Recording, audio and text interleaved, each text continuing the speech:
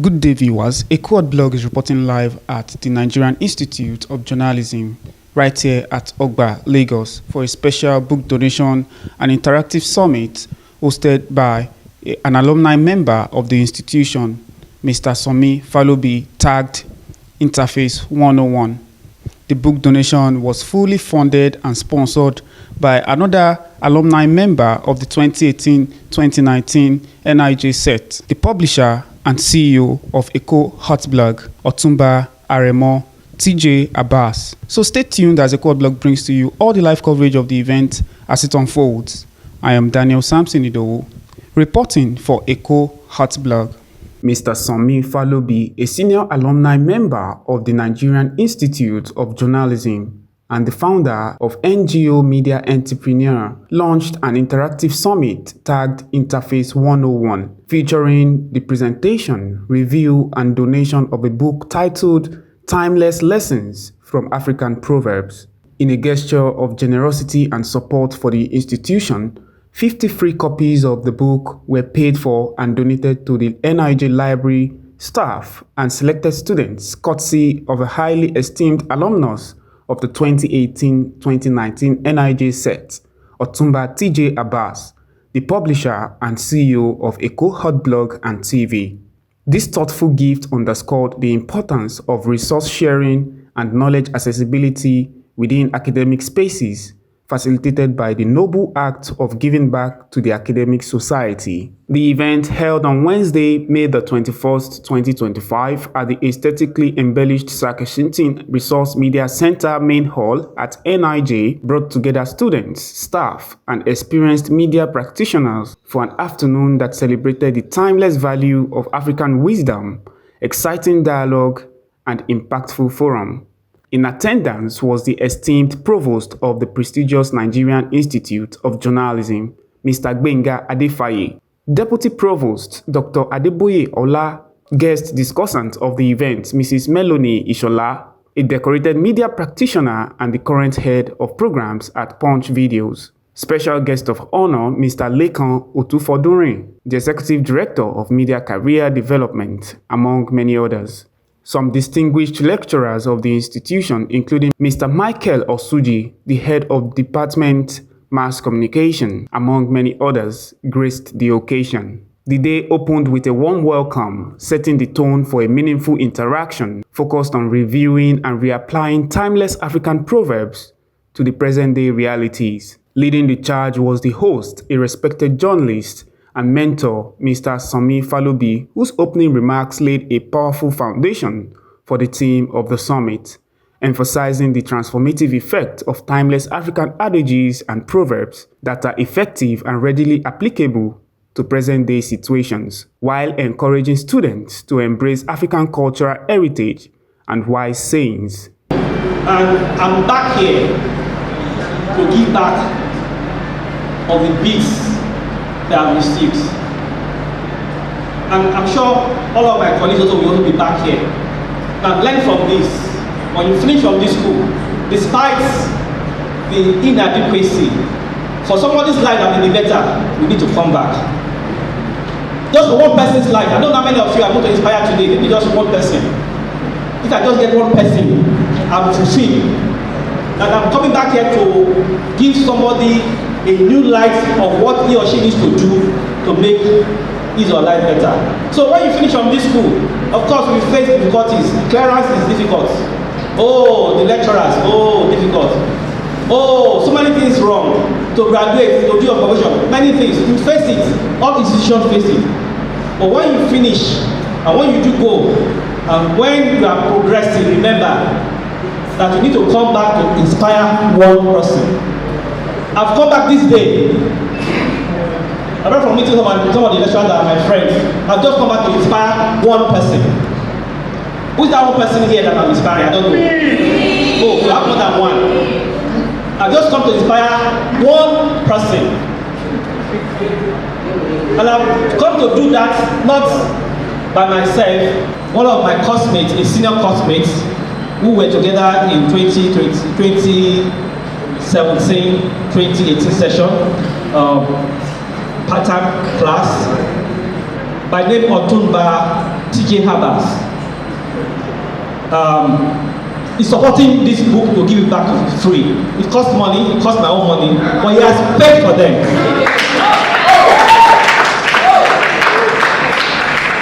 And so these books are given free because Otumba TJ Habas has paid for them. And that's the spirit.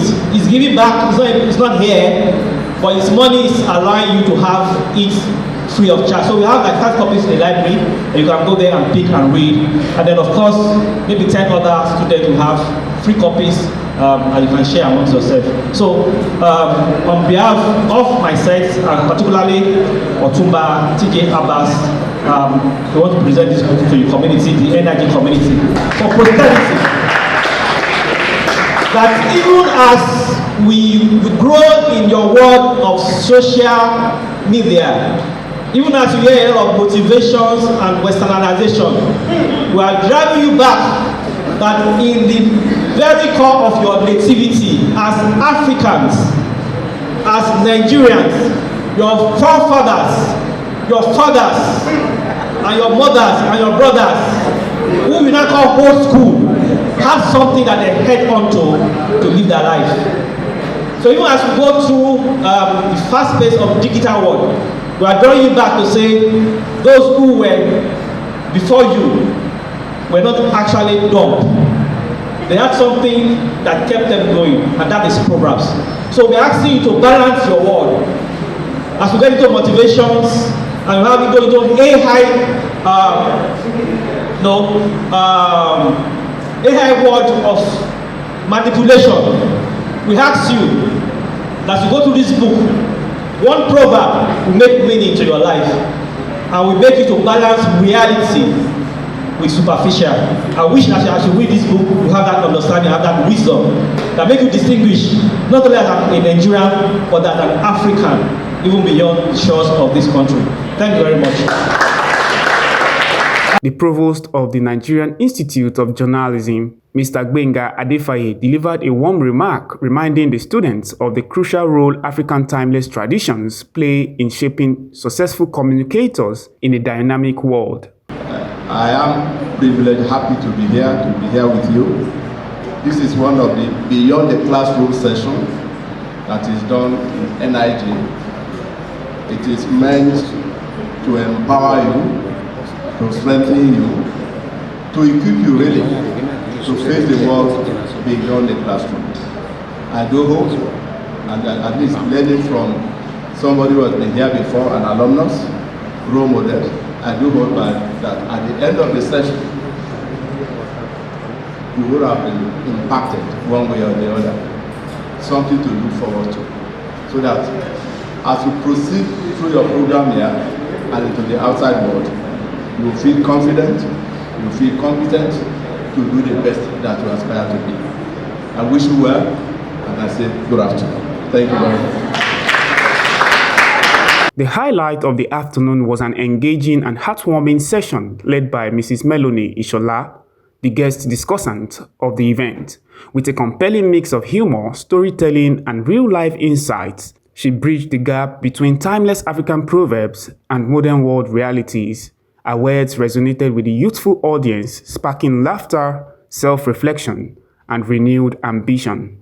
But the central theme of coming today, or the crux of being here today, is because an amazing, and I would say young man, I had an uncle who refused to be called daddy. He would say, even at 50, he would say, I am boy, call me boy. And that's why I'm calling him young man. An amazing young man, Mr. Somi Falobi, whom I met through an amazing colleague of mine that you must know, Blessing Olamujoye, a young woman in journalism that I respect a lot. And this book, I got it a bit late because I got a call to be a part of this quite late as well, and I figured, why not? An opportunity to be before the next generation of leaders in a vocation I so dearly love, and of course, a nation, Nigeria, that I equally love. I'll be there. But he wrote these books and it got my heart because it's about Proverbs. Now, one of the biggest things that stuck out for me in this book, I'm going to be sharing my story as I share about this book of Proverbs. Proverbs, again, because I'm a Yoruba woman, And as you know, in an average Yoruba house, I just told you what my mother would say. You know, right? To say, hardly could you converse without proverbs. Who agrees with me, please? Oh, every other day they're conversing and they're throwing proverbs here and there. And it's not just in a Yoruba home. I think it's an African thing. But much as I know, I'd say Nigeria, and we all remember Peter Doche. Who does remember Peter Doche? And why do you remember Peter Doche? Oh yes, Peter Doche makes proverbs, idioms out of all and everything. And sometimes I'm wondering, sir, are these proverbs really real? Or did you go in there? Because we're not understanding. But all the same, to begin with the fact that if you want to know the road ahead, ask those coming back. We've all heard of Japa. What's the other part of Japa now? Japada. Have we not? In the book 35 Years of Virgin, there is a page there, and they are pretty much small excerpts like this. They're not heavily worded, but as I said to you, my perspective, and I gave you the three rationale behind that not only should you have power, you should know that you have power, and you should use your power. And then making that synonymous with when I said not only should you have a voice, you should know that you have a voice, and you should use your voice. And so, one of the key things I wrote on there was follow no road. But you see, when I came across this, I figured, follow no road, true, no lie. But not really be like, but you can't follow those. We don't pass the road where you want follow, they come back.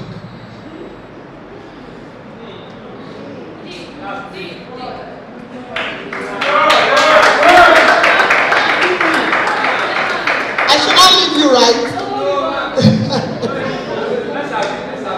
Thank you. I'm not the one leaving you, it's Mr. Falobi that wrote it.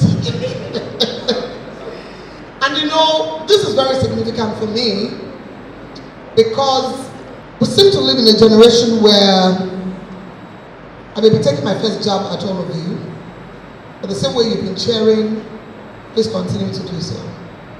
Where you guys seem to know it all, you just know it. I don't think anybody can essentially tell you that.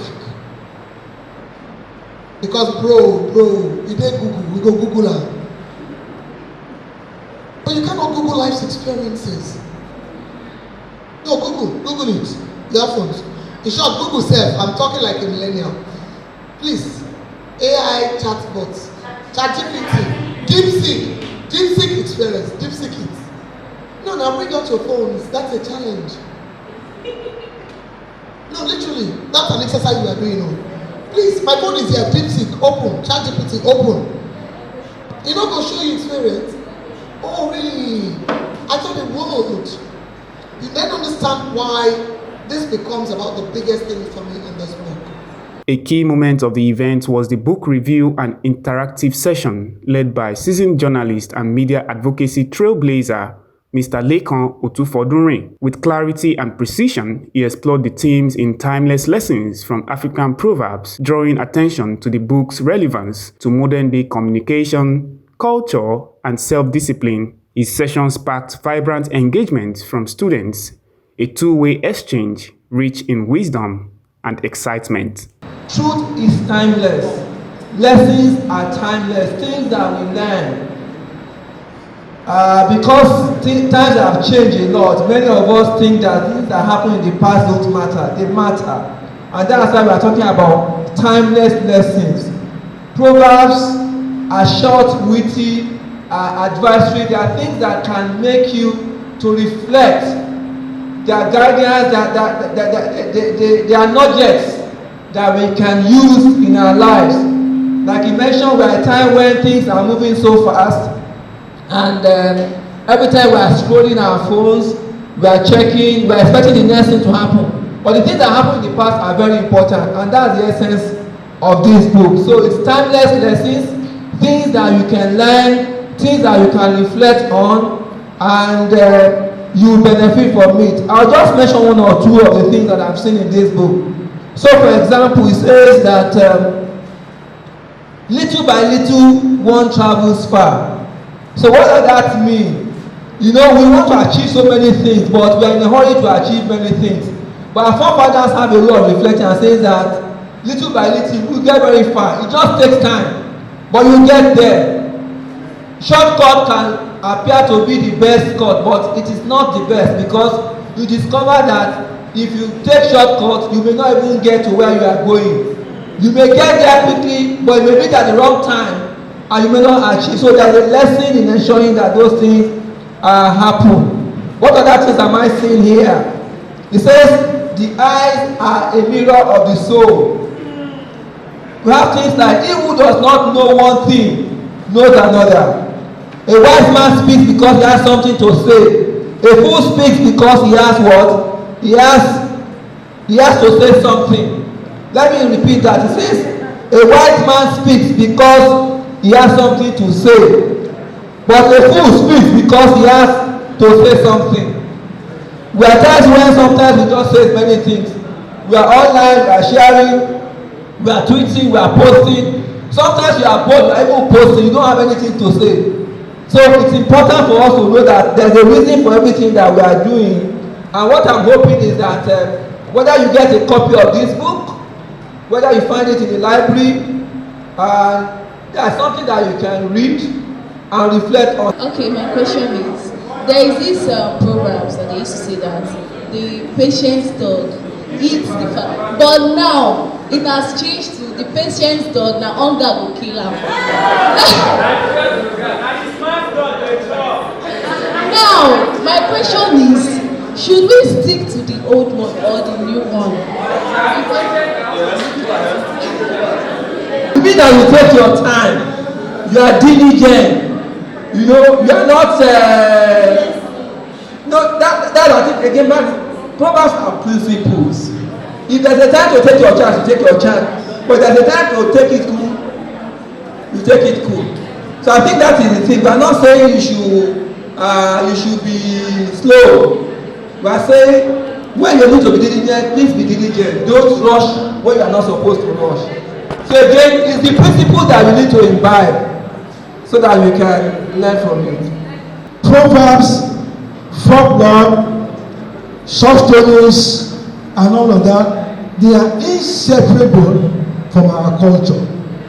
Failure to understand our culture, you will not understand the undertone behind Proverbs. And that's just my step on it.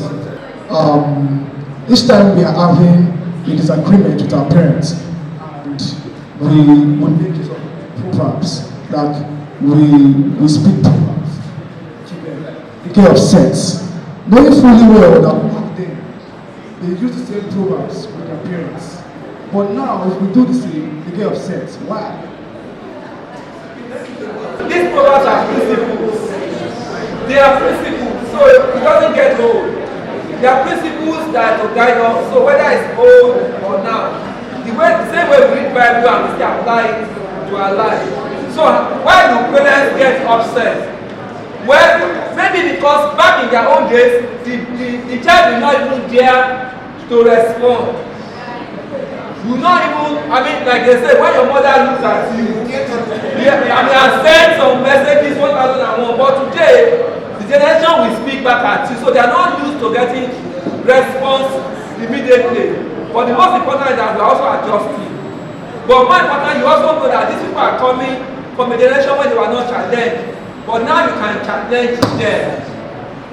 I was at a meeting, and one woman was telling a story. She wanted to abridge it, and the young mother said, okay, so what happened? The mother said, everything you want to know. So I think it's also because we are not used to getting challenged. But now you have access to a lot of information and you can ask questions. I don't know whether that answers your question, but very soon you too will also get to a point where people challenge you and wonder why they are challenging you. I think it's like your guys say, Macron. To zoom your own thought and somebody asks a question and you wonder why they are asking you that question. On the asking the proverbs from the Gen Z to the parents, you know, even in the olden days, when the younger person wants to speak to the older person, and you use the proverbs, they will not say, Emma Binupe Oshebi Owe. So it means after you must have said it, you show respect, and it shows that you give them the honor. That even though you know what you are saying and you are using their own knowledge back to them, but you must give them that honor that I'm just being polite, using the right word back to you. In closing, the host tied the strands of insight, inspiration, and gratitude together in a closing remark as the students showed appreciation with a round of applause that echoed through the hall. And that's the essence of our meeting. As I said earlier on, it's just to have one or two persons impacted. And I have this team helping me to do that. Please let's appreciate them. Let's appreciate Melanie Shola. Let's appreciate Mr. Oshinuga. Let's appreciate Mr. Nick Okori. And of course, appreciate my wife. She's also part of this. She's a lecturer and also a journalist. We have lecturers that have been here. Let's appreciate the team of the cohort blog that are streaming this. I also appreciate our sponsor who has made this book available to us, Otumba TK Abbas. The journey continues. So in all you do, aim for the top. This bottom is too crowded. This level we are is too crowded. I'm going to the top. It'll be nice. Another 2 years, another 5 years, another 10 years. And we meet at the airport. And we meet at the boat cruise. Now we are each row together, and then we can connect. I hope to see you soon, but not at this level, at the top. Thank you very much.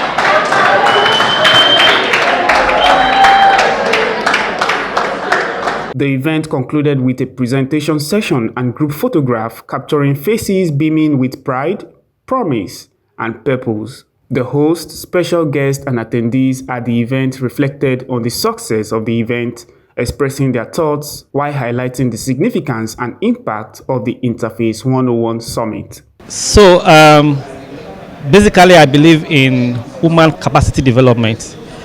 So I do a lot of productivity-driven initiatives, whether at workplace, professionally, where I work at the International Press Center, or even personally with all other endeavors that I have. So it's part of my making to give back to society. We are here right now at NIJ, having come into this institution some years ago to have a certificate, a PDG certificate, and transcending over the years what I've gained from NIJ, despite the shortcomings or the inadequacy, has helped me to be a better person. And so if that has happened for me, there are other younger folks that are coming into the institution. And I just thought that I could just come back to encourage them and to inspire them to be the best of the person they could be. Of course, I work in the Media Development Center, and so talking to be journalists or to be communicators is a good seat to give back to the constituency that I belong to. So the book happened to be one of my books in part of my 50th birthday, and to write about African proverbs and its relevance to us as a society. Why did that idea come? I've written other books of like mind, but they were more of inspirational and motivational. And each time I struggle, even though I want to pass the message across, with the context of the society. So they are not really talking about or against motivation, but I see that the application doesn't really fit our context as Africans and as Nigerians. Even though those books are doing well, but I know that perhaps we need something that we can relate with to give us the essence of our value as Nigerians and as Africa. So that's why this time around, rather than going to copy or take lessons from the Western world, which is good, which is something we can learn on, I decided to do something that is of my nativity. And in my thoughts, I thought African proverbs was something that we need to bring up. Otumba TJ Abbas, I also have a relationship with him one-on-one. He's not here, but that one-on-one relationship is making it possible for him to buy copies of my book at the official market price, costing something. But because I'm his friend, or of course a junior friend, he's committing to my project. He has bought copies, and I have the copies that he has bought. And that one-on-one collections, okay, there are other people who are not able to afford the book. So one-on-one makes it possible for me to bring the book to NIJ, to give to the lecturers, to put some copies in the library, and to give few copies to students, because there's a one-on-one connections that made it possible. Well, I think it's something that is nice. Giving back is very helpful, and occasions like this, the students, like he said, is to impact them, is to remind them about the focus of the book, which is African proverbs, and like I explained to them, there are principles of life. There are things that guide you, there are things that you can reflect on, and I think it's good that they have this kind of session. Well, my advice is that they should learn that there's a lot of lessons in history. You know, there's a lot to learn from what has happened in the past, so that we can use it to improve on our life. They should not despise the past. They should, there's a word, the words of our elders are words of wisdom, and we should reflect on them. You know, people have gone before them. Even when life is changing, there are still principles of life that doesn't change, and which you must apply. So that's what I think they should learn. When I got the invitation to be a guest discussant, I figured, oh, what's this about?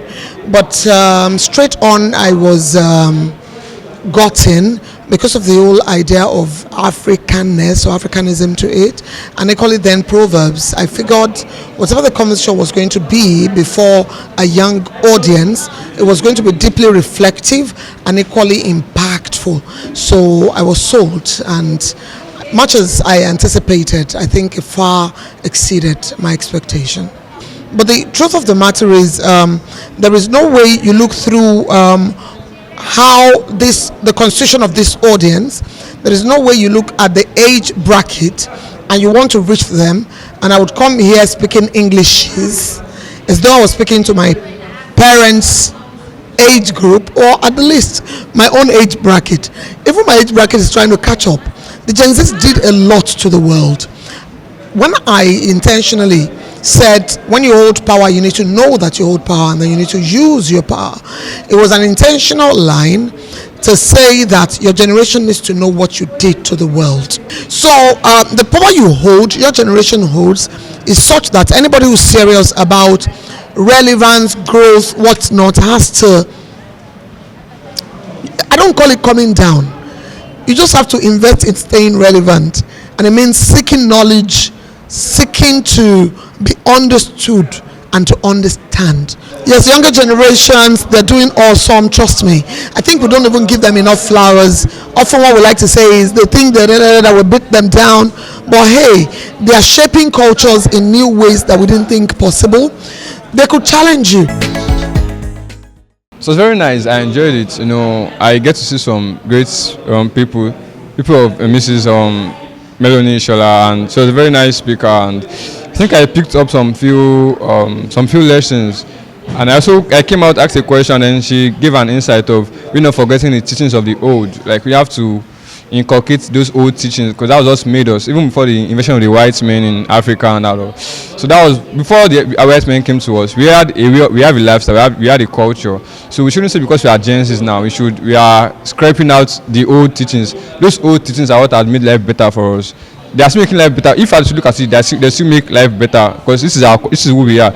So we shouldn't really focus on Western lifestyle. Yeah, we should, but we shouldn't depend on Western lifestyle, because yeah, it's fun, but yeah, we have our own life. We should be ourselves. So just be yourself, and then Proverbs are our culture. Proverbs is what has helped us so far, kept us as a country, a nation, a continent. So this is who we are. We should embrace who we are, and then show, after embracing who you are, you need to show the world who you really are. Then they can embrace, because you have to love yourself. So you love yourself when you listen to your elders.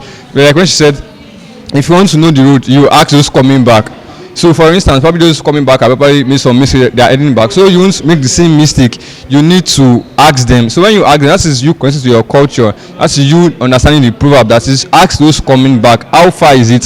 So you won't have to make some mistakes that can be easily avoided. So yeah, interface one, the proverb is what has it's a great time being here, and I'm looking forward to more of this. Indeed, it has been a moment of deep reflection on the uniqueness of African proverbs and their undeniable significance in shaping standards, morals, and upholding African heritage. A timely gathering, evergreen book, and unforgettable moment to learn timeless lessons from African proverbs. For Echo Heart Blog, this is Daniel Samson Idowu. Indeed, it has been a heartwarming moment and a lively conversation at this Interface 101, hosted by a senior alumni member of the NIJ, Mr. Somi Falobi. Staff and students of the Nigerian Institute of Journalism have expressed gratitude to the muscle behind the donation of the book titled Timeless Lessons from African Proverbs. Otumba TJ Abbas, a senior alumni fellow of the 2018-2019 NIJ set. Thank you for staying tuned. Do not forget to follow us on all our social media platforms on X, Instagram, and Facebook at Echo Hot Blog. Also subscribe to our YouTube channel at Echo Hot Blog. I am Daniel Samson Idowu, reporting for Echo Hot Blog.